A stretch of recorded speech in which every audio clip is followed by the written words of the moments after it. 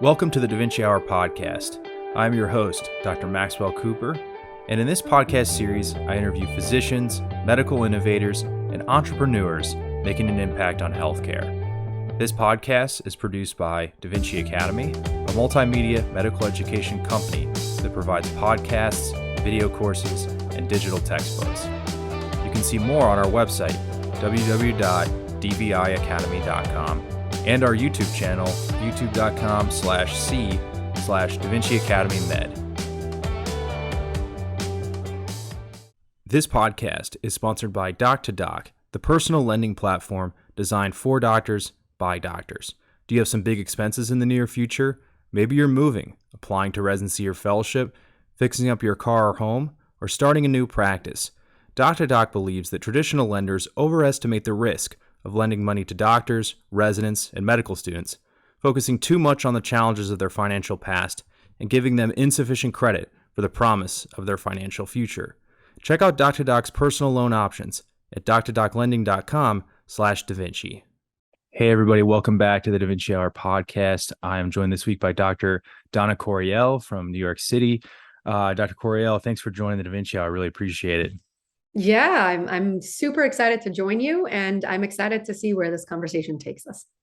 Awesome. So yeah, I know you're, an internist by training. You were a practicing physician. Now you're the founder and CEO of a company called SoMeDocs that you started. So maybe give us a little bit of background of maybe your previous life, like where you did your med school, your residency, where you practiced, those types of things. And then we'll kind of get into what you're working on now. Sure. So I grew up on the West Coast. I went to undergraduate at UCLA. I studied neuroscience. I then flew across the world back to my country of origin, which is Israel, and I obtained a medical degree there at an American program called Sackler, which is now closing. And then I flew back to Brooklyn, the other side of the country. I'm sorry, not to Brooklyn. I flew back here to the New York City area. And I said Brooklyn because my husband's from Brooklyn, which is why I came. And I trained at Albert Einstein, the Montefiore division. And the rest was history. I became an internal medicine doctor and I practiced internal medicine. That's great. That's great. So you did your training in New York City, and then you practiced as a outpatient primary care physician. It sounds like for before you moved into the entrepreneurship realm. Well, after residency, I spent about 5 years at Mount Sinai at the World Trade Center monitoring and treatment program. So that was sort of like an occupational medicine sort of subspecialty. And that was really incredible for those 5 years. I then took 3 years off, which is a transformational period of my time. And it was to have a third child. I had my first son when I was actually an intern, which made it different also because most residents do not have children. It's such a strenuous and difficult time. So I was at Sinai doing the World Trade Center. And then when I finished the 3 years off, and then I went into the primary care setting as we know it today. But that timeline is important because those 3 years that I took off were mind-blowing. Having stepped away from medicine, and experiencing life in a way that I had never experienced before because I went straight through. I think without having taken those 3 years off, I would not have been where I am now. Yeah, I think that's an interesting perspective. I'm sort of non-traditional in the same way where I did 3 years between college and med school. I did 2 years of a master's degree and then a year of full-time research. And I feel like for me, it gives me a different perspective. I see people that went all the way through, and I think back on it now. I mean, as we'll talk about more, I mean, medicine just sucks so much out of your life, and like you give up so much to it. And I think that's part of probably what's contributing to some of the burnout that we've been seeing. And I don't know if I had to go back and do it again, I still would have taken time off. So I agree with you. I think taking some time off, no matter where it is, can give you an interesting perspective. Yeah, I mean, I don't think there's a one size fits all answer or solution, but I vehemently insist that a gap of some sort is necessary for most of us in order to sort of like attain life happiness. And for me specifically, again, I didn't really realize, I know it sounds so sheltered, but I didn't really realize that there was so much more to life than what I grew to know in my trajectory in, becoming a traditional medical doctor. And that makes me sad because I think in having taken that time off, it enriched who I am as a person, and it actually made me a better physician. Yeah, definitely. I think being well-rounded, I think it's funny that it's kind of a saying you hear people say a lot and kind of tongue in cheek, maybe even sometimes, but I think it's really actually true. I think we try to look for well-rounded people in medicine. And I think exactly what you said, it helps give you perspective, it helps you relate to people better, which I think is also important as a physician.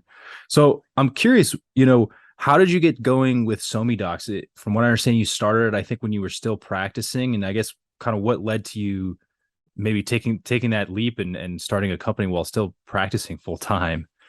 I mean, a lot of factors went into why I started SoMeDocs, and also it has evolved so significantly over the years. So it's just all really interesting stories that go back to that time period. Definitely, those 3 years off was huge. Again, without those 3 years off, I would not have had the chance to like experiment with these new things that led to the discovery of talents I had, like building a website. To me, that's huge in what SoMeDocs is, because I myself have built brick by brick of that digital space, and the platform. And I think that's what sort of makes it unique as well, because most people that build the websites, they outsource it to someone who can build. But I made it a point to learn myself because I wanted that control. And I wouldn't have been able to do it without that time. Not that I even learned that during that time, but I think what I learned was that I had a knack for design, and that there was an internet in the first place there was social media in the first place that had a focus that was more professional than social. And getting acquainted with the whole like blogging world, and the fact that people around me and even in my community were so affected by bloggers, but that there were no physician bloggers at the time. And so when I went back into practicing medicine, I realized when I started to, have an increased patient load, that patient by patient was coming in and was so heavily influenced by what was being said in these blogs. And I had to spend a significant portion of a visit, which was already shrunk down. I had to spend a significant portion of the visit explaining things, or sometimes disproving things, etc. So those 3 years were very crucial for that reason. But of course, going back into practice as a primary care doctor was also very important for me, because it helped to shape what I do in SoMeDocs now. And the fact that it helped me to identify all kinds of different breaks in the system that make internists like me not want to work as internists. I hate to say it because it sucks, but it's the truth. And I think that the healthcare system is going to pay for it the longer we wait and don't actually attack the problem at the root of it. Yeah, I think that's an interesting point. I've always, in my humble opinion, always thought that primary care has been kind of left behind, or has lacked attention, both from a national level and then just even in the world of medicine, because it's so critical. I mean, I don't have to tell you this, it's as internists that, you see things firsthand. You're essentially the gatekeepers in a way to a lot of the other subspecialties, and focusing on primary care to help people manage their, chronic issues. And then also, making sure that they don't, fall behind in the health system. You see so many people that fall out of follow-up, and, it just creates issues, like you said. But not to go down that rabbit hole, but I think I just wanted to echo what you said. I thought was really important. So I guess you were doing some blogging. Were you active on social media at that point, or were you more focusing on building your website at that point? Had you not moved over to social media yet? I was working on my personal website for fun. I really was doing it just to experiment. And I became involved in some of the like early Facebook groups at the time. I started experimenting with writing, which I had never done before. And it became like this really gratifying source of self-expression. And I was moving people that were identifying with my work. And so I'm thankful to those experiences, but they also shaped the trajectory of SoMeDocs' growth, because As connected as we began to be as physicians online and through, for example, these Facebook groups, I started to also feel stifled in there as well. These groups were not conducive to real networking. What I found, personally speaking, what I found was that there was a lot of, understandably to some degree, there was a lot of control being exerted by admins. But there was no like applicability of rules. There were no rules that were established in these groups that applied to everyone. And that really bothered me. It bothered me as a true entrepreneur at heart who feels like fair is fair and there needs to be structure and rules. And that bothered me a lot. And it was the sort of the impetus for me starting my own group, SoMeDocs, in allowing my colleagues and I to share the work that we had created in a fair way. Now, having done that, I can tell you that I learned fairly quickly that there does have to be rules and structure, especially when you're using an existing social media platform, because you're essentially building something within the house of someone else. Like you're renting, when you're opening a Facebook group, for example, you are renting space inside of Mark Zuckerberg's hotel. So you still have to abide by his rules, and that can be a little tricky, but still, there is still a way to do things in a structured manner where you're respecting every member of your Facebook group, for example. So that's been something I've struggled with for the last many years as I stepped away from clinical medicine to focus on growing this venture, which can really help doctors with networking, with learning, with amplification, but ensuring that I grow it slowly, because it matters to me that I grow it the right way and with respect to each of the doctors that potentially joins. Yeah, sure. No, I think those are great points. I'm curious, you know, when you first started this and you were kind of like you said dabbling with it a little bit, and then it became more than just a hobby and a passion.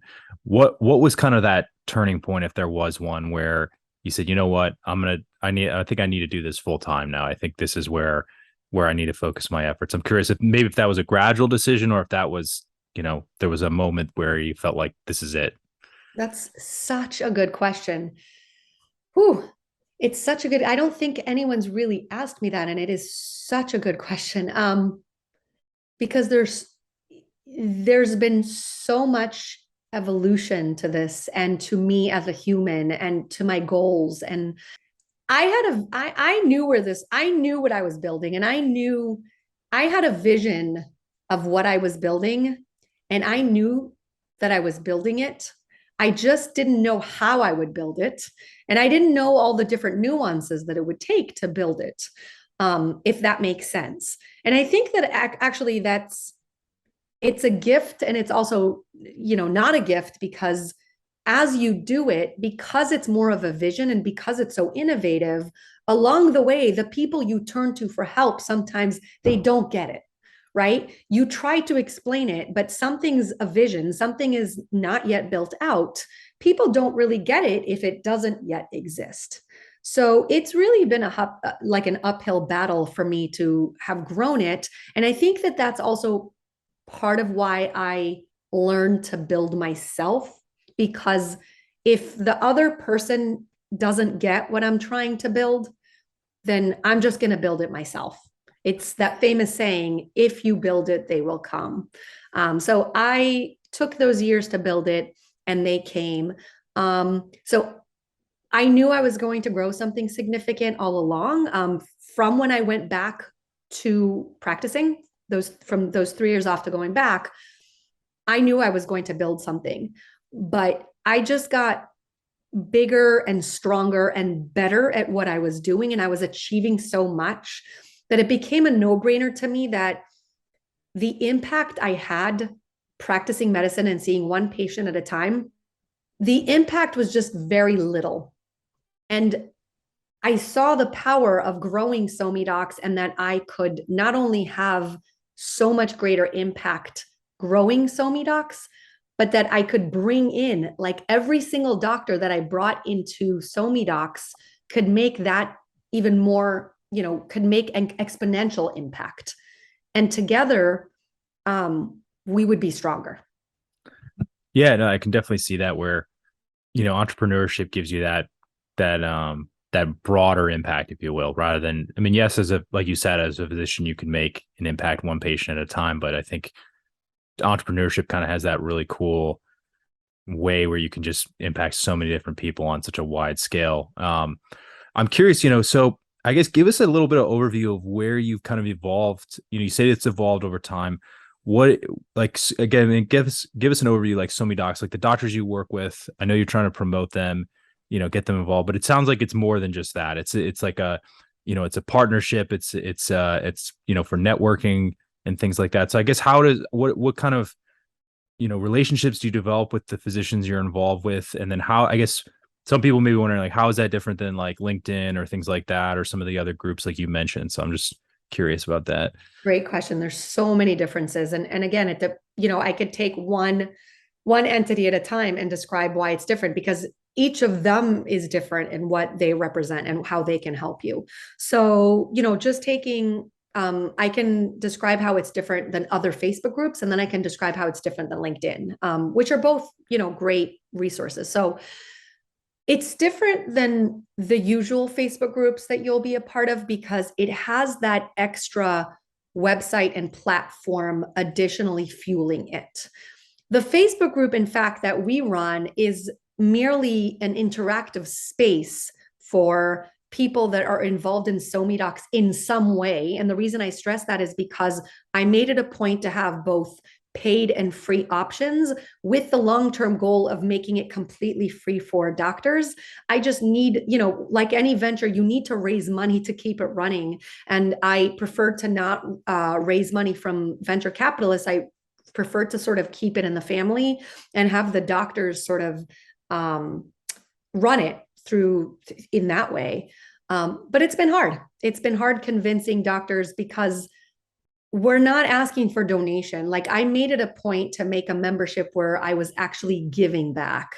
So the Facebook group, the difference between SoMeDocs and Facebook groups is that the Facebook group is there just as an interactive space. In fact, we could probably use any interactive space to interact. We could use Slack and we can use WhatsApp, but I chose Facebook because it just seems like it's the space where everyone's at.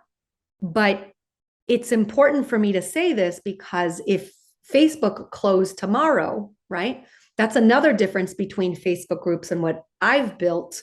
We have a platform that's ours separately from Facebook. And that's something I teach regularly to entrepreneurs who dabble online, is that you really should use Facebook just as a billboard, or any social media platform, including LinkedIn. And so now we can sort of segue into why is LinkedIn different. So LinkedIn is fantastic. It's actually my favorite social media platform, merely because it's just so professional, and I really appreciate that.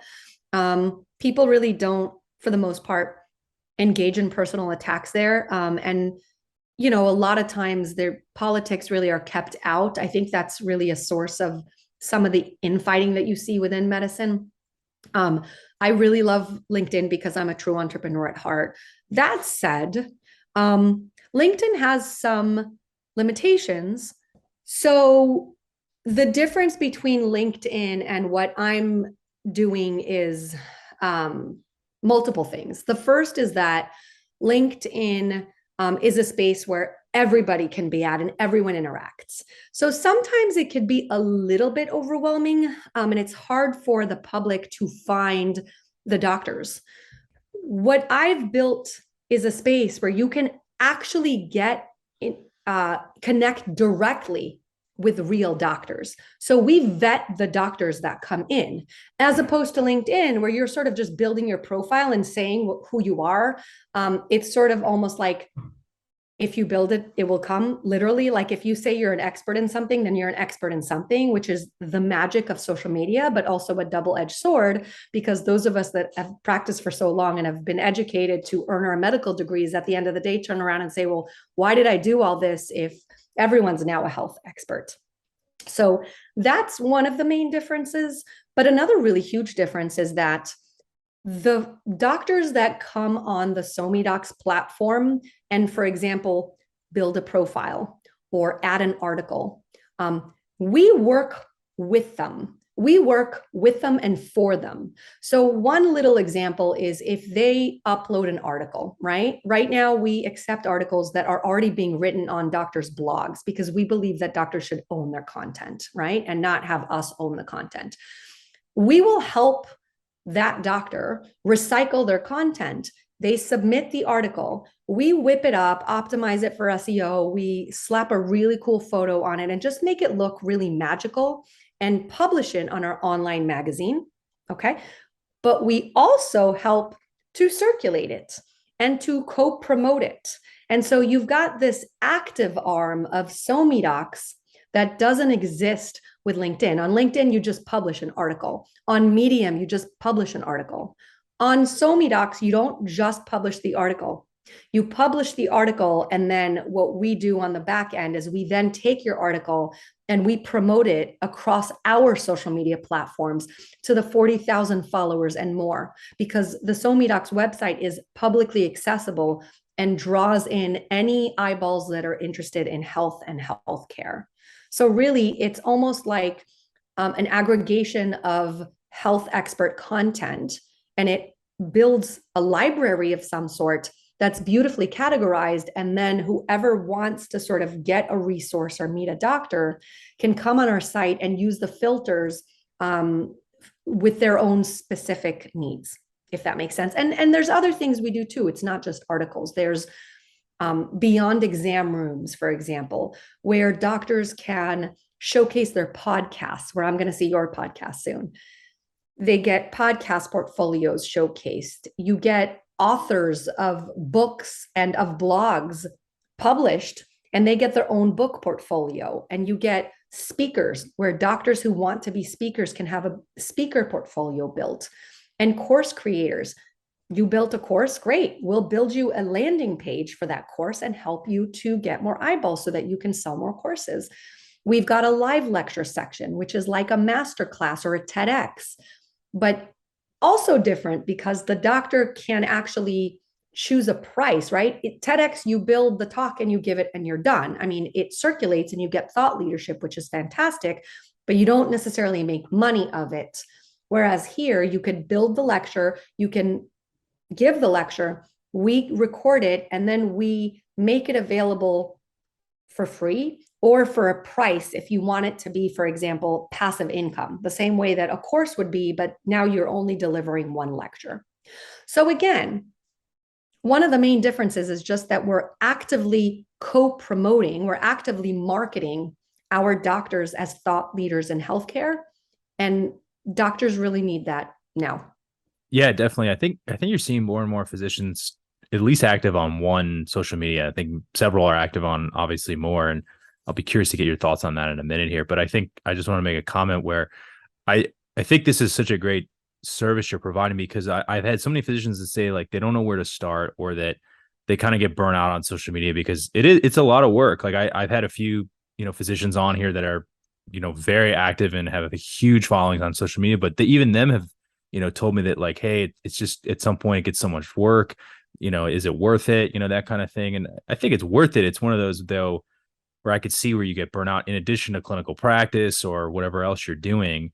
And so I think, and then also for people getting started, like in this day and age, it's hard to build a following. I mean, it can be hard to get content to like take off, or the right content to take off. And I think what you're doing to like facilitate both of those, like your reach and then also like facilitating the content production, I think that's awesome. Like, such amazing points that you just made. I actually needed to almost like jot down notes of the things that I wanted to say, because there's so much to say, and we probably won't be able to say it all in this podcast. But yeah, the beauty of it is that this is one space that's looking to like make all of our work compact. Like when I said that I'm building a library, I mean it. I am hoping to build, you can think of it as a library, or you can think of it as an expert virtual mall, but where you know which department you're walking into based on your needs. But even in that department, you can find and connect with exactly what you're looking for. And you know that, for example, it's a verified doctor, et cetera. So one place to be found, and that's including doctors finding other doctors. So even like those Facebook communities that I mentioned before, like nobody is openly working with every single Facebook group out there to make a directory. So like I've built a community section, which really works as an open-faced public directory, and it's free for any admins of a Facebook group that actually wants to grow it. But you need to be collaborative. You need to say, okay, I'm willing to work with SoMeDocs to grow my group because I know that I'm plugging my group in there with other hundreds of groups. And together, we will share the link so that our members see it and their members see mine, and the members of that one see everyone else's. And it really is then a collaboration where a doctor can now land on the site, or a patient or a business, and go to the community section because they're like, oh, I wonder what Facebook group is out there. Our filter bar, right? We have a find a doctor directory that's like no other. It's called a data bank. It's like no other data bank out there. You can find physician based on so many things that you just can't find in any other data bank, including I want to find a doctor that's an interventional radiologist or that's a cardiologist that's also on Instagram. I mean, the implications of that are so far and wide, because now companies that want, for example, to work with you because your podcast sounds enticing to them and your target audience matches theirs, they can now quickly just look at your Instagram and see if it's worth linking up and connecting with you because they want to place an ad in your podcast. Like, it makes it so seamless and quick that to me, it's a no-brainer. The other thing I wanted to say, because you mentioned it, is that what I didn't say that we do, because we do so much, is that we serve as a networking platform and as an incubator. So the networking platform is just the natural part of what we are, because we are a community of doctors that really are attracting entrepreneurs, or at least an entrepreneurial mindset. So that's the perfect space to network. And that's actually something that doctors have been missing, because we just haven't networked to date. We've always been siloed, but we need to network effectively. And that doesn't exist right now because we are all sort of in the extremes of whether it's our political affiliation or how we, feel about mid-levels or whatever it is that we are working on. I'm trying to build a space where we could come together from an entrepreneurial perspective and almost be like, I don't want to be the referee, but be a space where all are welcome. So that's sort of the networking part of it. And we are rebranding that community actually very shortly. And we're going to be calling it the Doctors Networking Club. And it's going to be like similar maybe to other Facebook groups combined, but where everyone is welcome, where there's rules and structures and everyone has to abide by them. And then separately, there's the incubator, which is the part of SoMeDocs that's a paid membership that I've kept, because at the end of the day, like, I am giving my time, and there I teach social media, I host groups where we can actually give each other feedback, give each other tips, and grow on social media and on the different platforms that exist on social media. And I'm going to say one last thing, because you mentioned that there's so many platforms out there. And you're right. That's something that I have had experience from, both when I was practicing and it was overwhelming, to when I'm no longer practicing, and yet it's still overwhelming to be in every single platform. But that's part of why SoMeDocs is so cool, is because when you submit an article and it gets accepted and published on our website, remember I said earlier, we circulate it for you. Well, we can reach those little crevices and those little spaces where you're not present, because we will share it on our Pinterest or on our Instagram or on our Facebook and LinkedIn and Twitter. And so even if you're not in those spaces, those followers that are following us there go to your article, they see what a cool writer you are, and they click into your profile and see exactly where they can connect with you. That's awesome. So I really like the directory you talking about because it's vetted. It's not just like you said, and it's a double-edged sword this day where even on LinkedIn, which I think is, it sounds like you would agree with this, is even kind of a little bit higher standard of professionalism. But I think you come across some profiles on there where you kind of wonder, are they really an expert in this? Yeah, 100%. And so Again, if you build it, they will come. I truly believe that's true in this world. But as a medical doctor that spent, close to 3 decades of my life in school, and some of us spend 4 decades, it's frustrating. And I think the world can agree with that. It's not because we're power hungry. It's not because we're trying to have control. It's because, hey, I trained for almost 30 years. I studied for all those years, and it's so many missed opportunities, but I dedicated my time to be an expert in health. And someone who just became the expert they claim to be just opened their LinkedIn account yesterday, and they get to say they're the expert in what I've trained for 30 years. And yet, because they had a TikTok video go viral dancing and I didn't dance, they're suddenly the expert in it. I mean, I hate to use that extreme of an instance because really it's not. Like, the world is gray, the world is not black or white. So there's incredible people that aren't doctors out there. I mean, there's incredible people and ancillary staff and people in healthcare that are so important. Our nurses and our all of our staff, our phlebotomists, our janitors. I mean, everybody is important. But where it comes to health and the health interaction, and you're talking about a medical interaction, it really is important to know the credentials of the person that you are seeing and then make an informed decision. So yeah. So the data bank. So I'm sorry. So I meant to tie it in with the data bank, in that the data bank is such a unique space because we not only vet the doctors, but the degrees. Every time you click into a doctor's profile, the degree is nice and big and bold, front and center, so that you see exactly who it is that you are, that you're going to potentially follow, or whose articles you're reading, etc.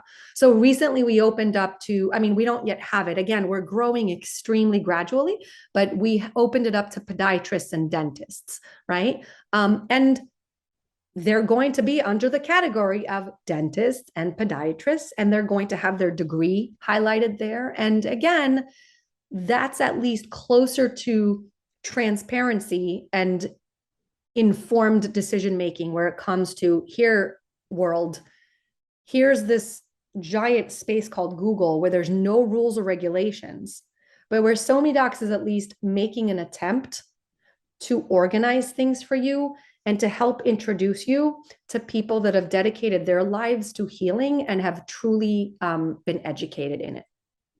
That's interesting. I'm curious. I wanted to pick your brain on when you work with different doctors for social media, which platforms do you recommend, or do you think it more is kind of like what they're trying to do, like what they're trying to, like, are they trying to promote their practice? Are they trying to promote, like you said, maybe a blog, a podcast, maybe their company, maybe they've started a side company or something like that? I'm curious what you think, because I feel like there's a little bit different audience. Like you can try to post the same stuff on every single thing, but I feel like it's a little bit different audience. Oh, you're 100% right. Every platform is so unique. It's extremely intricate of an answer, and this is why I, on the side, I'm an advisor, because there's definitely not a one size fits all. Every platform is so unique in how you use it and who's attracted to that content. And it also has to do with, like, what are you good at? Because one little example, right? If you don't love taking photos or sharing photos, then, I mean, you could get around it using Instagram. There's so many ways to get around that, but Instagram is probably not a platform that you're going to connect with. Likewise, YouTube is probably not the platform for you if you don't like making videos, because it's a video platform.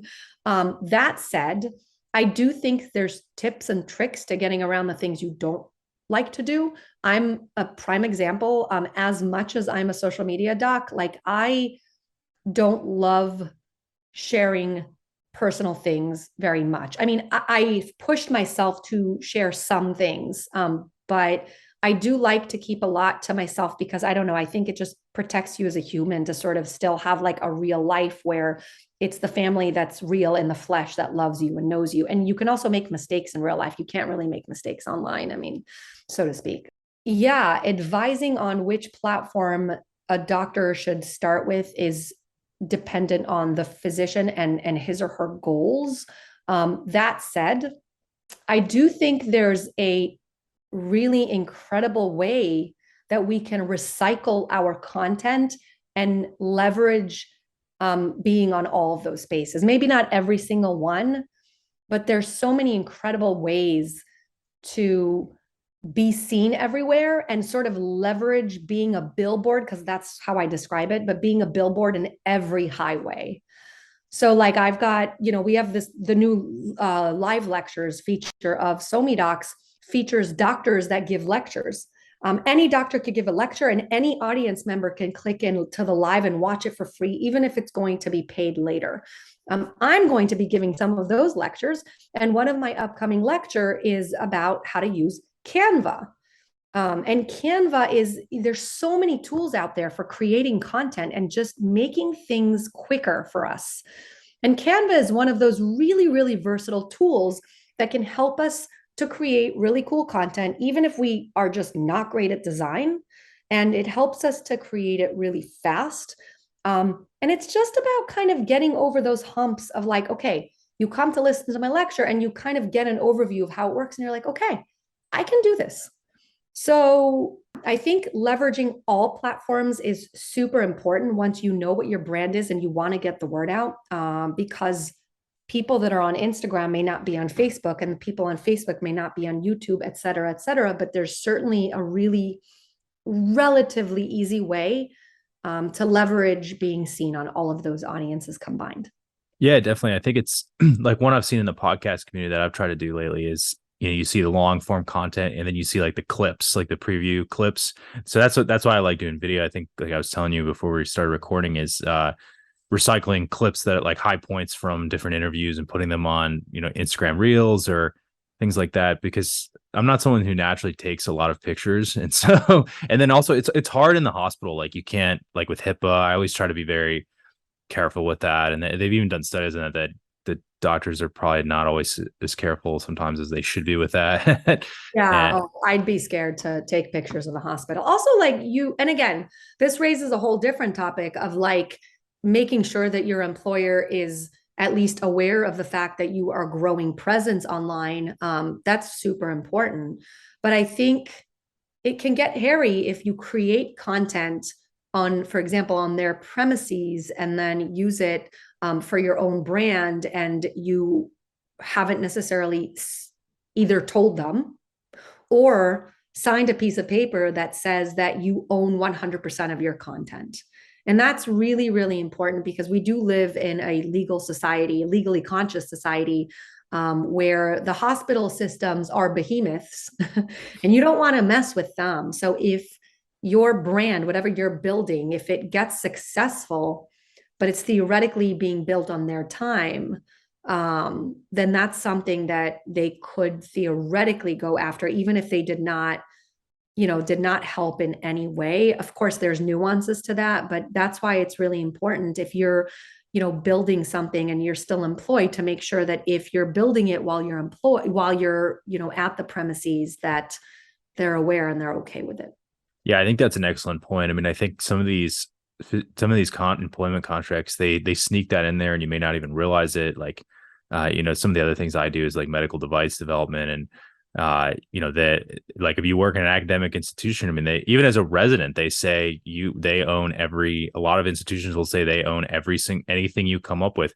It's interesting though. I have seen examples like you're describing where if you create something that's not like that's more like, how do I say this, artistic or like more like creative or things like that, or it's a lecture or something like that, then I feel like there's more gray area, or even that favors on the side of the individual rather than the institution in some of those instances. Yeah, but it's gray. And like, yeah. the lawyers in this country are extremely astute and intelligent, um, like doctors are, and that's literally their lives is, proving points. And so you don't want to step into that gray zone where someone can challenge it. You want it squared away. You want to make sure that if you are building a podcast that you believe is going to be amazing, which I hope that everybody believes in, right? If you're going to build a podcast, you're going to say to yourself, this is the Amazon of podcasts. Um, but if you're going to do that, then make sure that you own 100% of those rights. And just to go back to what you said earlier, because it so irks me, that point of like systems, which I'm super grateful for because they help to train me. So don't get me wrong. I am extremely grateful to the hospital systems for having trained me. But what I really don't like is when systems, quote, own you. That is not only a pet peeve of mine, but it is something that I have vowed to change through SoMeDocs, through discussions, through articles, and through increased awareness to the residents and the medical students and the younger generation that's out there. I am constantly trying to educate people about owning your own intellectual property, owning your own brand, and fighting against that type of ownership. Things like non-compete, same thing. I just don't understand. I understand it from their perspective because I'm an entrepreneur. I understand that it's smart, but I also understand that doctors at some point will have to stand up for our rights as individuals and say, we are the ones that are running your health system here, right? Again, very important players. We're not the only ones, but without us, are you going to be able to run a hospital? I'm not sure that a hospital will be able to be run without the doctors. So that's something that we need to learn and to stand up for and say, well, all of us are now getting together and standing up against, non-competes as a field and basically pressuring them through public awareness, because it affects the patient at the end of the day. If the doctor is owned by the hospital, so that if the hospital decides to fire them, they suddenly cannot practice within a whatever vicinity they signed, a 10-mile radius. Now the doctor has to move. So the patient that's seen them and loves them can no longer see them because the doctor, even though they want to stay local, they have to move to a different part of the country because of these non-compete clauses. So that's just one of the things just one of the issues that are broken in healthcare that we need to raise awareness for. And we need to sort of teach the endpoint users, the patients, why it actually affects them that we're being forced to sign non-competes. Mm-hmm. I'm curious. I'm thinking as we're talking here, I'm curious what you think, because I've had other guests comment on this, where that if you only focus on clinical medicine for 30 years, especially in this day and age, maybe not in the old days, but in this day and age, you're probably going to burn out at some point. I'm curious what your initial thoughts are on that. And then also, how much do you think, doing something like, being active on social media or LinkedIn, or being active, building a podcast or something like that, or a blog, how much it can help prevent that, if you will? Because some especially older physicians be like, oh, that's a distraction, you shouldn't be worried about things like that, you should be focused on clinical medicine. But I feel like in this day and age is different. Like, I feel like in a lot of ways these types of endeavors enhance you as not only as a person but also as a doctor. Just curious to get your thoughts on that. Yeah. Nowadays, doing only clinical medicine, absolute path to burnout, absolutely. And especially in generalist fields like primary care, like internal medicine, like pediatrics, like family medicine. Absolutely. And I can speak for hours on this, so I won't waste your time, because absolutely, the way healthcare is being run now, it is so tedious, so robotic. So you have to just check off box after box of sometimes ridiculously irrelevant things. It just is the exact formula to burnout, and exactly what we shouldn't be doing, and exactly what our patients don't want us to do. They don't want us taking off check boxes. They want us being warm and listening and making eye contact and hugging. I know that's controversial, but like some human touch, holding a hand, what happened to humanity, the humanity? So yeah, with doing just clinical medicine, that is the sure way path to burning out. So can social media prevent it? Absolutely. There are so many incredible things that you could do with social media nowadays to beat not just beat burnout, but to even just express yourself, to connect with others, to find support groups, to develop a side hobby, to build a business, to build your own brand, to start your own private practice, to cut ties with the systems and say, hey, I'm going to do it myself and I'm going to grow a practice. And I'm going to do it because I've connected with others on social media, et cetera. Like there's so much more to social media than just using it for marketing. And one of my favorite things to say to everyone is don't view social media as social. Take out the word social from social media because it really is no longer just social media, it's media. And that's a really powerful term and it's double edged. So you have to be careful when you're in it. But to not use it is to waste so many potential opportunities that you would not have otherwise had.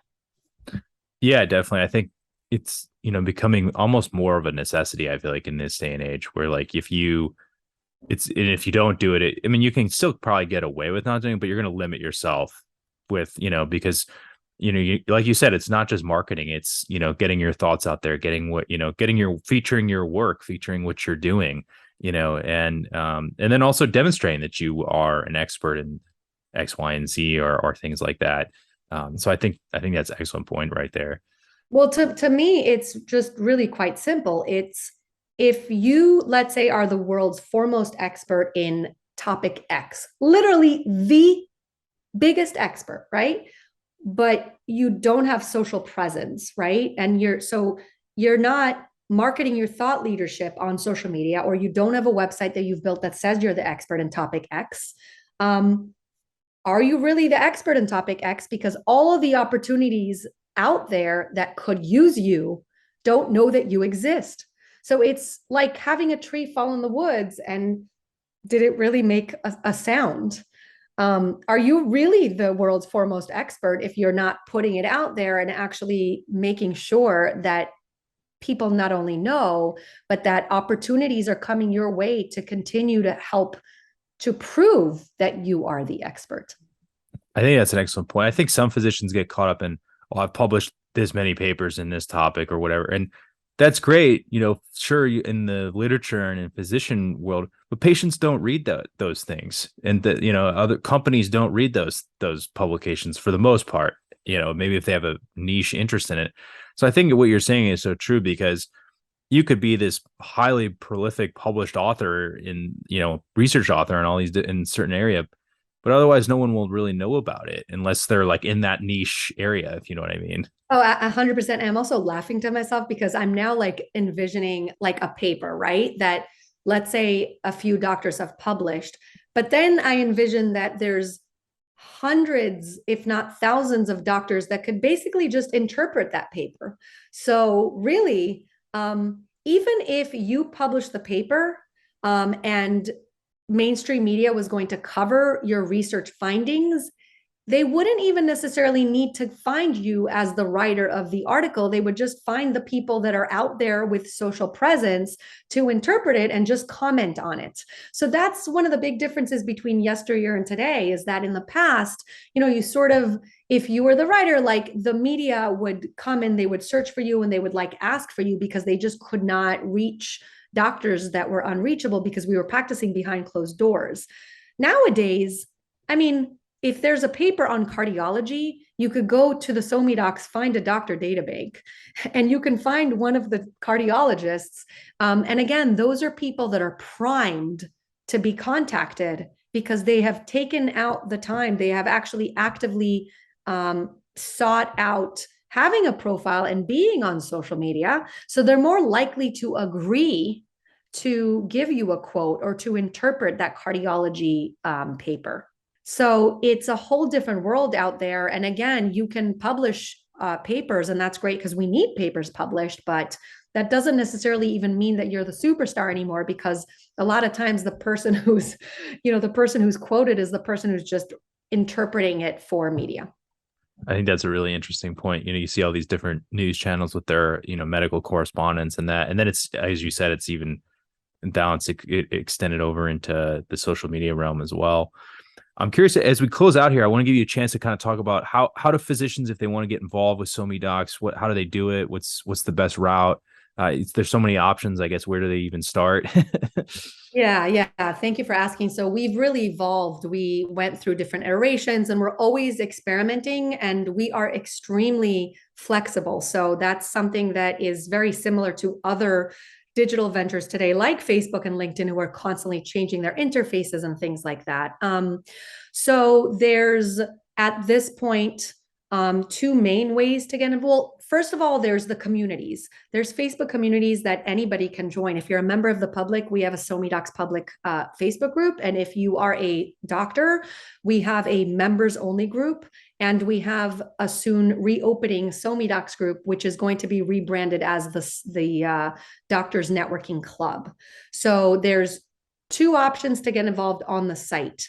There's a membership, a network membership, which has a cost associated with it, and it gives you all the perks. And the perks are many, including building profiles, building portfolios, being able to upload articles, to give lectures, to come to our virtual networking events, and to come to social media sessions where you really grow your social media as a group. But then I'm slowly and gradually opening a free profile section membership where you might not get all of the perks of network membership. You might not get to come and work on social media, because a lot of doctors don't need that. They just want a profile on our site. So I'm working on gradually bringing doctors in and building them a profile gratis, for free. And we sort of select, it's sort of exclusive, but ultimately that will be available to every medical doctor that's out there, MD, DO, and et cetera. So those are the immediate ways of getting involved on the site. And if you go to doctorsonsocialmedia.com, there's a For Doctors tab, and under it, there's, become a member, submit an article, et cetera, et cetera. So it should be pretty self-explanatory. And again, the interactive spaces are just another little tidbit to allow us to connect, but it's structured. And the Doctors Networking Club, I'm not going to go into because we're experimenting with that, but that's a doctors only space on Facebook that will, for now at least, it will almost be like a summit that occurs every month, where it's a 5-workday period at the beginning of each month, and every day is a different topic. And everyone that is able to post freely, because the whole point is to network, but only on the topic for that day. So if, for example, on Monday of that month, the topic is speaking or speakers, you can post anything that's speaking or speaker related, right? Tips, or, hey, I spoke on this podcast, look, et cetera, et cetera. But then the next day, you can no longer post about speakers, but you're now posting about advocacy. And this way, it's really facilitated networking, and it's not just random people posting their YouTube, videos, and there's no rhyme or reason to posts. That's great. That's great. We'll definitely link in the description, but just so people can hear it, what's the URL for the website, and then all your social media handles for these as well would be great to hear too. Fantastic. Yeah. So the main site is doctorsonsocialmedia.com. I am currently working with the website SoMeDocs.com to potentially make that more of the doctor hub. That might be the doctor networking club's site versus doctorsonsocialmedia.com, which is open to the world, and it showcases us, and it's got our profiles, et cetera, et cetera. So those two different websites. And handles, there's two handles. There's SoMeDocs, which is the business, SoMeDocs, stands for social media docs. And then there's me personally, and I'm Dr. Corriel, Drcorriel. And again, something important to learn, another little tip for dabbling in social media and entrepreneurship in the world of today, is that those are different, right? You're a person that's representing you, in your own personal, like Dr. Corriel, versus SoMeDocs, which is my business, which represents all of the doctors that my company is showcasing through profiles and articles and portfolios, et cetera. That's awesome. And we'll definitely provide the links for that. As we close out here, I ask every guest this: when you're not working on SoMeDocs and your other endeavors, what are your passions in life? How do you find that balance if you can find one? Ooh, balance is hard. Well, I'm a mother and a wife. I have 3 beautiful boys. They're the most important things to me in the world, even though I ate my son's rice for dinner tonight. He's angry with me as we speak. I really love creating. I'm just a really like overly creative person. My mind always has like many things running in it at once. I love to create eye photography, to play around with apps. I like using iPhone Photoshop. I love to write things and to express myself. I love design. I love designing spaces, and I love finding really unique items and bargain hunting, and going to estate sales and finding things that no one else has, and that creates sort of like a statement piece that you can talk about for years with people that come to visit your home. So again, I'm very artistic. I'm all about creativity. And I hope to infuse that to everyone else's life, because I do believe creativity is happiness. Well said. Well said. That's very cool. Well, Dr. Corriel, thank you so much for taking time out of your busy schedule to join us. Really appreciate it. Thank you so much for having me on. I really, really appreciate it. Thank you for listening to this episode of the DaVinci Hour podcast, presented by DaVinci Academy. Please be sure to subscribe to our YouTube channel and follow the podcast on your podcast platform of choice to catch the latest episodes. Please leave a comment or a review and share it with a friend. Lastly, you can find all of our podcasts, video courses, and books on our website, dviacademy.com. Thank you for listening.